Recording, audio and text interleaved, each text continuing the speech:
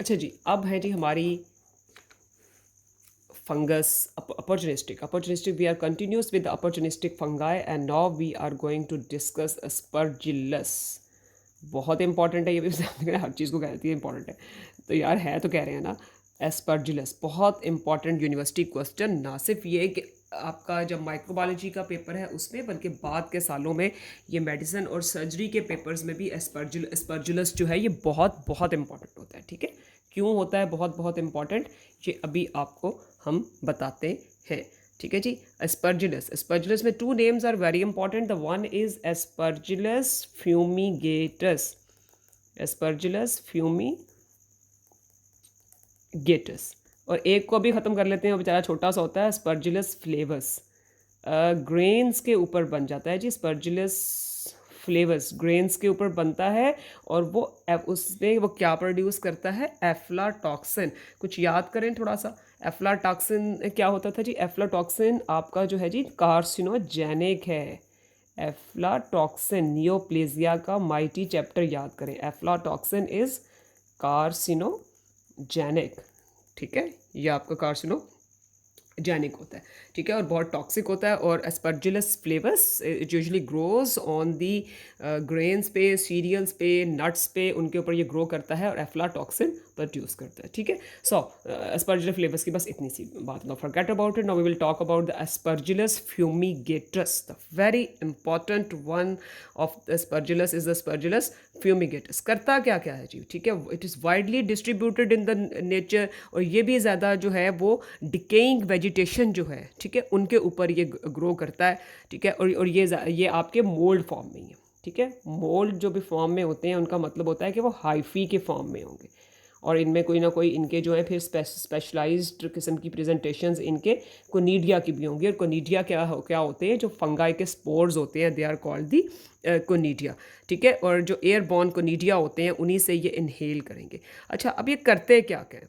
ये करते क्या क्या हैं जी आपकी aspergillus fumigators? They usually affect those patients all with their impaired immunity, because obviously ये भी opportunistic fungus है ना, aspergillus is an opportunistic fungus, and it will usually affect the people with already आपके जो impaired डिफेंस मैकेनिज्म है body का, ये उनमें होंगे। इन्फेक्शंस कहाँ कहाँ पे हो जाएंगे जी स्पर्जिलस फ्यूमिगेटस की? Infections are on the skin, in the eyes, in the external ear, और एक बहुत कॉमन आपकी होती है जी लंग्स में, called fungus ball, fungus ball in the lungs.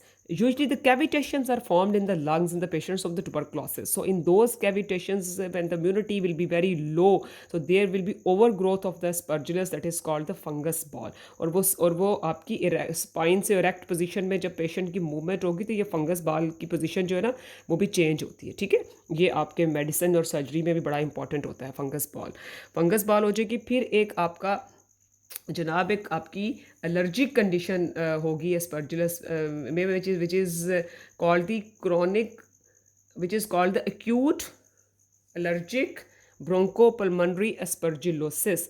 ये इसे जनाब लिखते हैं प्रॉफ में ABPA। This is the standard abbreviations. ठीक है, ये मैं भी ए को एक्यूट जो था ना वो गलत कह रही थी। ठीक है, allergic bronchopulmonary aspergillosis, what is ABPA? It is allergic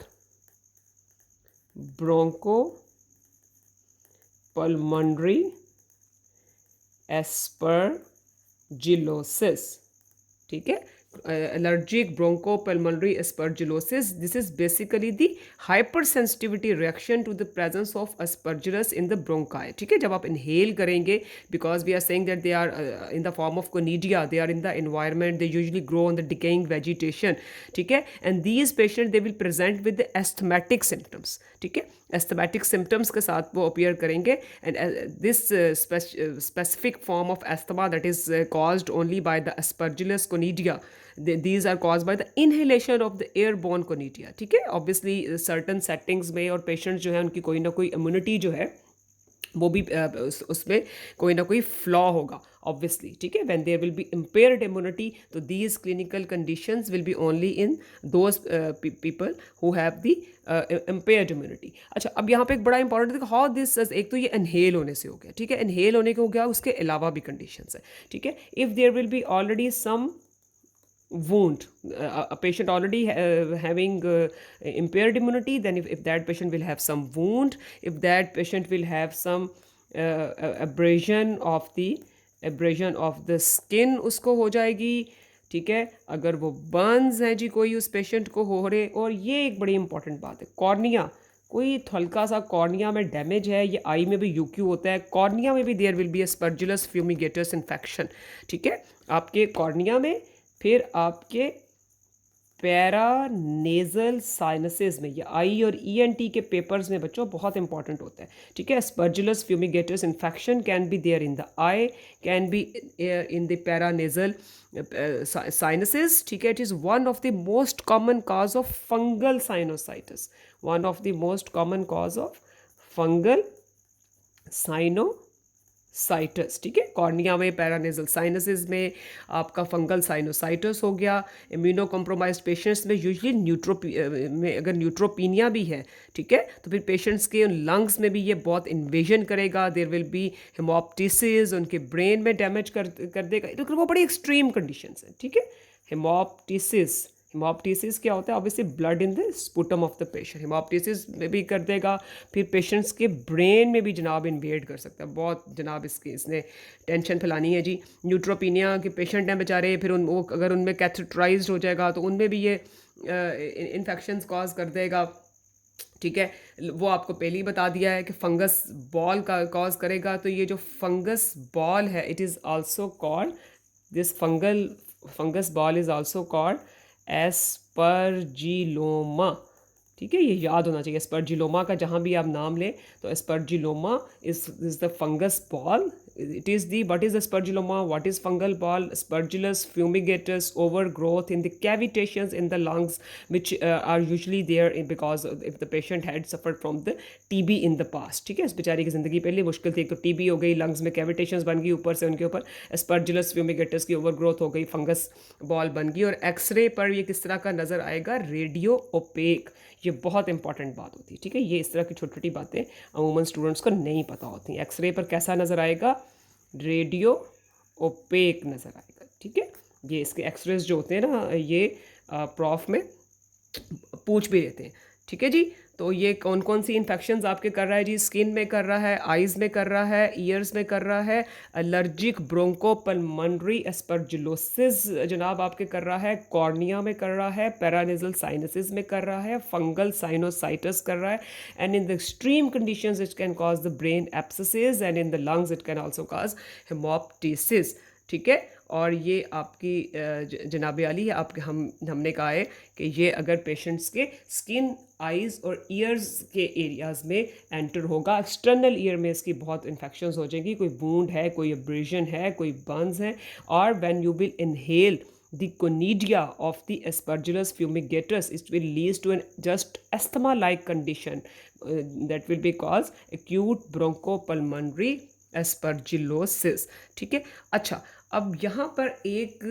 जब इसकी डायग्नोसिस की हम बात करेंगे तो एक तो कल्चर तो आपको बताया हुआ है ना कि जी सेबरॉड एगार पे कर लेंगे और एंटीबॉडीज़ कर लेंगे, ठीक है। एक तो जनाब कल्चर जो है ना, जितने भी फंगस हैं इन सब का एक बात तो हमने ख़त्म कर ली थी कि ये सेबरॉड एगार पे होगा, ठीक है। और आपकी वेरियस एंटीबॉडीज़ जो है ना वो आपने इसमें देख लेनी है। और ऑब्वियसली जो एलर्जिक ब्रोंकोपल्मोनरी एस्परजिलोसिस है उसमें तो IgA होगा, और वैसे आप इसमें IgG देख लेंगे। लेकिन यहाँ पे जो एग्ज़ाम में सबसे इम्पॉर्टेंट बात है, there is a comparison of the hypha of the Aspergillus and Mucor and Rhizopus.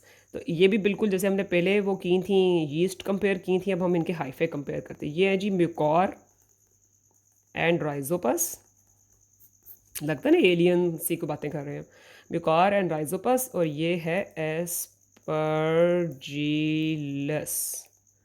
Aspergillus has septate hypha. Septate hypha. These are ये है, ठीक है। Septate hypha यूजली डाइकोटमस और वी शेप्ड ब्रांचिंग, ये सेप्टेट्स होंगे इनके बीच में, ठीक है, पार्टीशंस होंगी।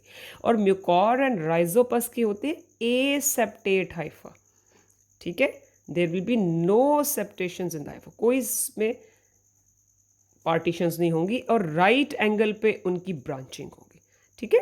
Mucor and rhizopus the a septate hypha while the aspergillus will have the septate hypha with branching at the corner, they call the dichotomous V-shaped branching, and Mecor and Rhizopus will have the aseptate hypha with branching at the right angles, ठीक है।